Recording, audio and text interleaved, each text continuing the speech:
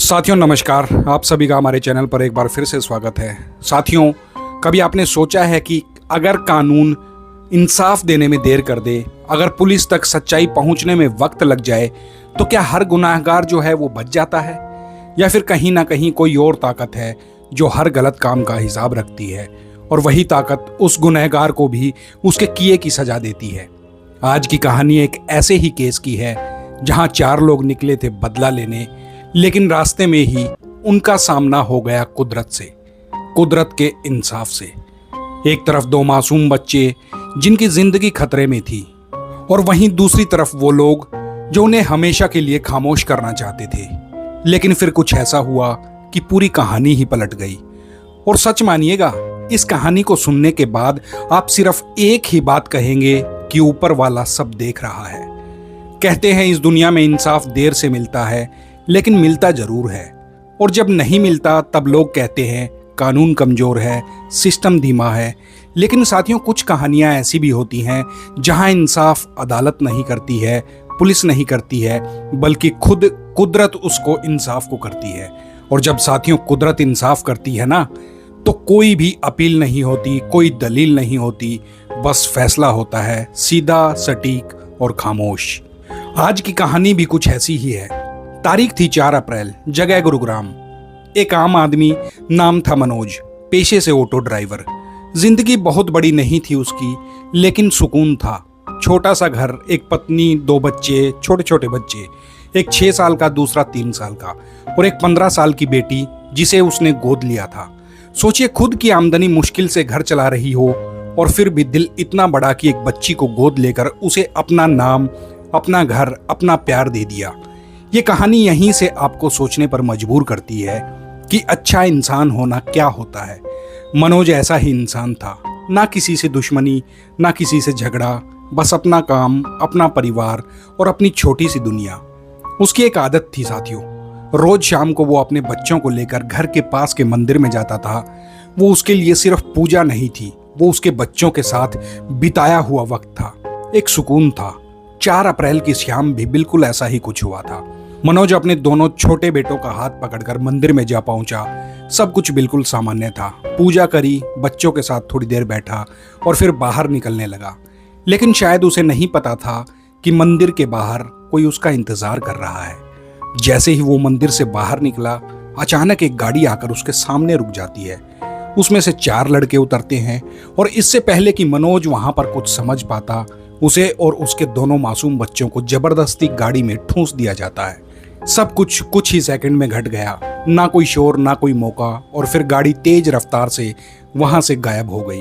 पीछे रह जाता है तो बस मंदिर का वही शांत माहौल। लेकिन अब उस शांति के पीछे छुपी थी एक खौफनाक कहानी की शुरुआत। किसी को कुछ समझ नहीं आता, लेकिन उस वक्त कहीं ना कहीं एक ऐसी कहानी लिखी जा चुकी थी जिसका अंत इंसानों के हाथ से नहीं था, बल्कि कुदरत के हाथ में था। मंदिर के बाहर जो कुछ हुआ वो इतना तेज था कि किसी को संभलने का मौका भी नहीं मिला। कुछ सेकंड और एक पूरा परिवार बिखर गया।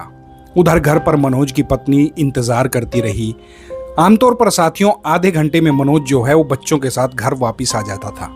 लेकिन उस दिन वक्त बीतता गया, 30 मिनट, 1 घंटा और फिर 1.5 घंटा। बेचैनी धीरे धीरे बढ़ने लगी थी। फोन मिलाया गया, लेकिन फोन बंद। दोस्तों को कॉल किया गया, लेकिन कोई खोज खबर नहीं। अब दिल में डर ने जगह बना ली थी। रात होते होते वो घबराहट में बदल गई, और फिर मजबूरी में मनोज की पत्नी जा पहुंची पुलिस स्टेशन। जगह थी गुरुग्राम। कांपती आवाज में उसने पुलिस को बताया कि उसके पति और 2 छोटे छोटे बच्चे सुबह मंदिर गए थे, लेकिन अभी तक नहीं लौटे हैं। पुलिस के लिए ये कोई साधारण गुमशुदगी नहीं थी। 3 लोग एक साथ, और वो भी बच्चे। मामला गंभीर था।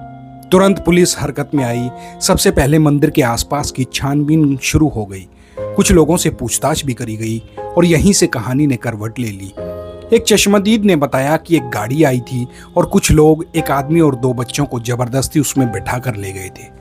बस यही वो लाइन थी जिसने इस केस को गुमशुदगी से सीधे किडनैपिंग में बदल दिया था।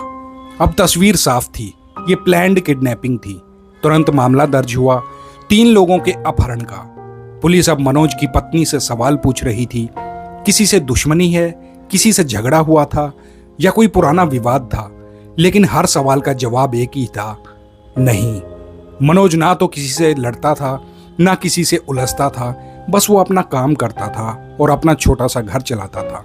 एक सीधा साधा आदमी। यहीं से ये केस उलझ गया, क्योंकि जब दुश्मनी ही नहीं तो फिर किडनैपिंग क्यों। इधर पुलिस अपनी जांच में लगी थी, उधर वो गाड़ी जिसमें मनोज और उसके बच्चे थे वो तेजी से शहर से दूर जा चुकी थी, गुरुग्राम से निकलकर सीधे बरेली की तरफ। कई घंटे का सफर, और उस सफर के दौरान शायद मनोज ये समझ भी चुका था कि उसके साथ क्या हो रहा है। लेकिन सबसे बड़ी चिंता उसे अपनी नहीं थी, उसे डर था अपने बच्चों के लिए। 2 छोटे छोटे मासूम बच्चे, जिन्हें यह भी नहीं पता था कि वो किस मुसीबत में फंस चुके हैं। रात होते होते वो गाड़ी बरेली जा पहुंची। एक सुनसान सा इलाका, एक मकान जहां पहले से कुछ लोग मौजूद थे। गाड़ी वहां पर रुकती है, दरवाजा खुलता है और मनोज और उसके बच्चों को अंदर ले जाकर एक कमरे के अंदर बंद कर दिया जाता है। कमरे के बाहर पहरा था, अंदर डर, और बीच में एक बाप जो अपने बच्चों को सीने से लगाए बैठा था। उसे नहीं पता था कि आगे क्या होने वाला है, लेकिन इतना जरूर समझ आ गया था ये कोई छोटी बात नहीं है। और अब उसकी जिंदगी का सबसे खतरनाक अध्याय शुरू हो चुका था। रात किसी तरीके से गुजर गई। कमरे के अंदर मनोज अपने दोनों बच्चों को सीने से लगाए बैठा रहा। बाहर कौन है, कितने लोग हैं, क्या करने वाले हैं, कुछ साफ नहीं था, लेकिन इतना जरूर था कि खतरा बहुत बड़ा है। सुबह होते होते किडनैपर्स के चेहरे बदलने लगे। रात तक जो प्लान उन्हें आसान लग रहा था, अब वही प्लान किडनैपर्स को बोझ लगने लगा था। 2 छोटे छोटे बच्चे लगातार रो रहे थे और उनकी आवाजें यहाँ वहाँ गूंज रही थी। और सबसे बड़ा डर था पड़ोसियों का शक। साथियों, किडनैपिंग का सबसे खतरनाक हिस्सा यही होता है, जितना वक्त गुजरता जाता है उतना ही रिस्क भी बढ़ता जाता है। और यही डर अब इन चारों को खा रहा था। चारों किडनैपर्स, मनमोहन, सिकंदर, विशेष और प्रिंस, आपस में बात करते हैं। फैसला होता है तीनों को एक साथ रखना सही नहीं है। और फिर एक खतरनाक प्लान बनता है। पिता को यहीं रखा जाएगा और बच्चों को कहीं और दूसरी जगह पर शिफ्ट कर दिया जाएगा। ऐसा क्यों? छुपाने के लिए या खत्म करने के लिए? ये अभी साफ नहीं था, लेकिन जो भी था वो बच्चों के लिए खतरे से खाली नहीं था। दोपहर करीब 3 बजे दोनों मासूम बच्चों को एक बोलेरो गाड़ी में बिठाया जाता है। चारों किडनैपर साथ में निकलते हैं। मनोज पीछे उस कमरे में बंधक बना रह जाता है। अब गाड़ी बरेली से सीबीगंज इलाके से गुजर रही थी। स्पीड तेज थी, बहुत तेज। चेहरों पर घबराहट थी, दिमाग में डर था और दिल में जल्दबाजी, क्योंकि उन्हें पता था कि गुरुग्राम में केस दर्ज हो चुका होगा, पुलिस एक्टिव हो चुकी होगी और हर गुजरता मिनट उन्हें गिरफ्तारी के करीब ले जा रहा था। इसी जल्दबाजी में एक बड़ी गलती हो जाती है। गाड़ी को रॉन्ग साइड पर डाल दिया जाता है। सड़क पर कंस्ट्रक्शन का काम चल रहा था, रास्ता बदल गया था, लेकिन स्पीड कम करने का वक्त नहीं था। गाड़ी 100 की रफ्तार से दौड़े जा रही थी और तभी आगे एक टैंकर खड़ा था, लेकिन स्पीड इतनी ज्यादा और ध्यान इतना बटा हुआ कि टैंकर नजर ही नहीं आया। अचानक सामने से एक और गाड़ी आ जाती है। उसे बचाने के चक्कर में बोलेरो का कंट्रोल छूट जाता है और फिर एक जोरदार धमाका। बोलेरो सीधे टैंकर में जा घुसती है। टक्कर इतनी भयानक थी कि गाड़ी के परकच्चे उड़ जाते हैं। पीछे से आ रही एक मोटरसाइकिल जो करीब 80 की स्पीड में थी वो भी आकर उसी बोलेरो से टकरा जाती है और कुछ ही सेकंड में पूरा मंजर तबाही में बदल जाता है। चारों तरफ चीखें, धूल और खामोशी। जब पुलिस मौके पर पहुंचती है तो जो तस्वीर सामने आती है वो दिल दहला देने वाली थी। बोलेरो पहचान में नहीं आ रही थी। 3 लोग मौके पर ही मर चुके थे, खत्म हो चुके थे। 2 बाइक सवार जिनका इस कहानी से कोई भी लेना देना नहीं था, उनकी भी मौत हो चुकी थी। लेकिन जब पुलिस गाड़ी के अंदर झांकती है तो वो खुद भी हैरान हो जाती है।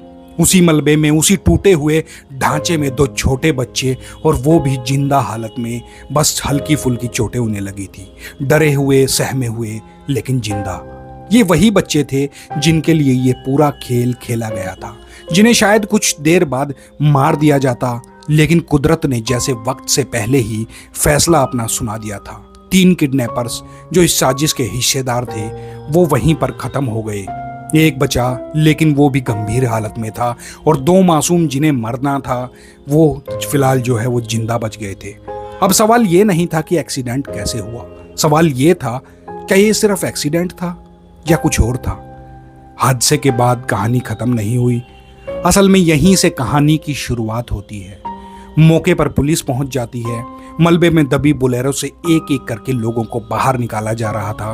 3 लोगों की मौत मौके पर हो चुकी थी, 2 बाइक सवार भी दम तोड़ चुके थे, लेकिन एक शख्स जिंदा था, गंभीर हालत में, बिल्कुल बेहोश। नाम था उसका प्रिंस। उसे तुरंत अस्पताल में पहुंचाया जाता है। पुलिस को अब उसी के होश में आने का इंतजार था, क्योंकि सच सिर्फ उसी के पास था। उधर पुलिस को गाड़ी से कुछ मोबाइल फोन भी बरामद होते हैं। नंबरों को ट्रेस किया जाता है, डिटेल निकाली जाती है, और जब उन डाटा को क्रिमिनल रिकॉर्ड सिस्टम में डाला गया तो तस्वीर साफ होने लगी। ये कोई आम आदमी नहीं थे, आम लोग नहीं थे, ये चारों पहले से ही अपराधी थे। किसी पर मर्डर का केस चल रहा था, किसी पर चोरी का और किसी पर किडनैपिंग का। मतलब ये कोई अचानक हुआ क्राइम नहीं था, ये प्लान्ड था। रात होते होते प्रिंस को भी होश आ जाता है। पुलिस उसके सामने बैठी थी और सवाल पुलिस उससे पूछना शुरू कर देती है। पहले तो वो अपने साथियों के नाम बताता है, मनमोहन, सिकंदर, विशेष, और फिर धीरे धीरे पूरी कहानी खोल देता है।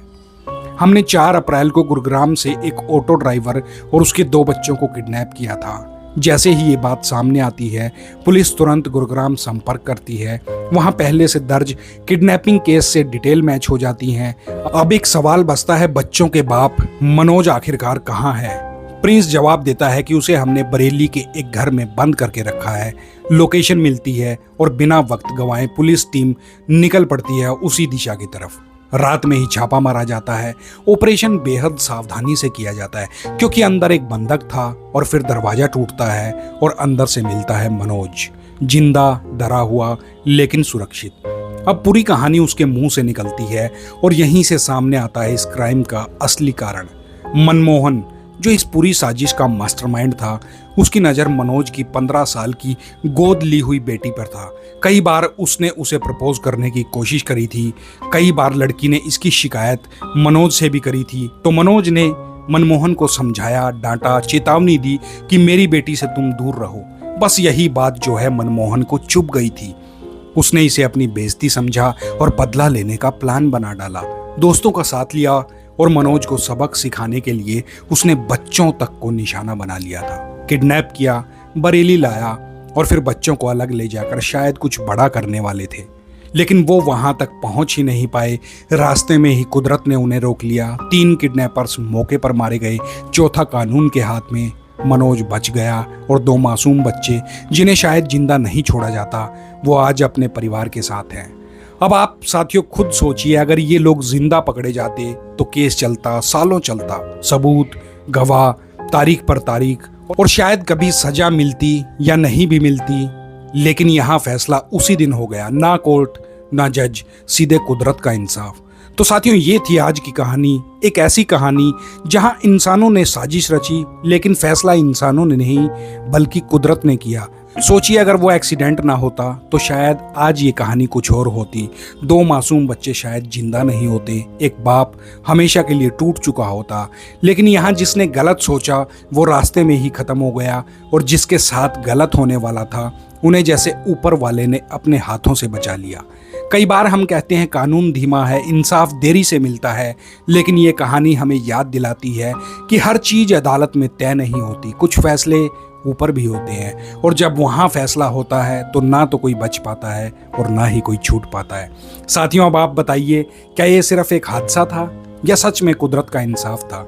नीचे कमेंट में ज़रूर लिखिए, मैं आपके हर कमेंट को पढ़ता हूँ। अगर आपको ऐसी ही सच्ची और दिल दहला देने वाली क्राइम स्टोरीज पसंद हैं तो चैनल को सब्सक्राइब जरूर करना, वीडियो को लाइक करना और अपने दोस्तों के साथ शेयर करना बिल्कुल भी मत भूलिए। मैं मिलता हूं आपसे अगली कहानी में। तब तक के लिए सावधान रहिए, सुरक्षित रहिए, क्योंकि क्राइम की दुनिया कभी नहीं सोती। जय हिंद।